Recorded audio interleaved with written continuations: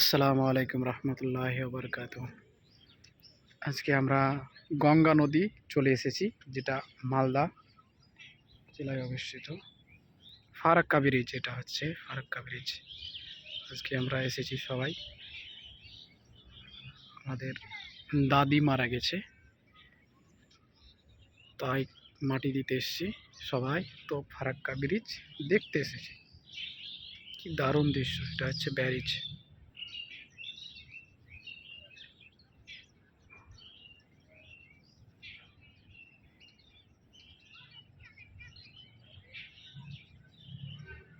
এটা হচ্ছে নদী। এতদিন আমরা বইয়ে পড়ছিলাম গঙ্গা নদীর ব্যাপারে, আজকে আমরা সরাসরি দেখে নিলাম গঙ্গা নদী। কি সুন্দর দৃশ্য।